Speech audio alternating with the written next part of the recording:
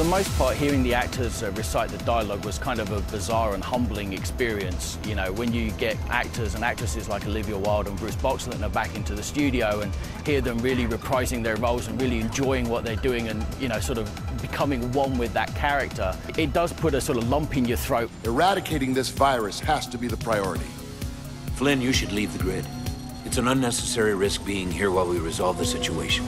After we all left at the end of the original Tron movie, we were all the young Turks that took over ENCOM from old Mr. Dillinger.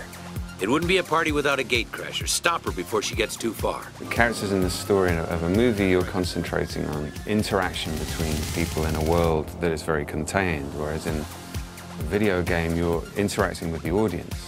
I like the fact that I can play with the words and I can sit there and I can hear it back immediately, and if I don't like it, you know, you can change it up a little bit and you can kind of work around the lines. I like that kind of pliability with the words, whereas if you're doing a scene on camera, you really have to kind of dive into the script and listen to the other person. It's a totally different element.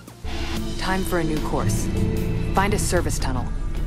You'll be able to move through the city's subsystem undetected. When you play the game, you're guided by Cora, who not only kind of aids you in teaching you how to use your weapons, also gives you clues as to how to move through the grid faster and how to find your way. She's very kind of wise and experienced at the same time as being this really enthusiastic kind of coach. No entry without proper authorization. Fine, then I'll get authorization. Greetings.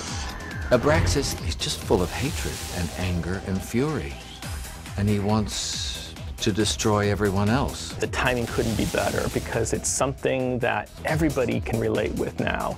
I mean, we're living in a very, very computerized generation where everybody understands computers. There's a certain element of finding your identity, where you stand, who you are. We're all eternally that way. In many ways, that adolescence never leaves us. And we're all still struggling, no matter what age you are, to find out, who am I really? Abraxas is angry, twisted.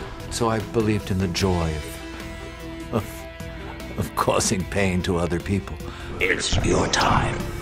Embrace it. When you see Radia's performance and you see Cora's performance in our cinematics, it brings it all home and brings out humanity. And that's bringing the geekiness and the humanity and trying to tie those together.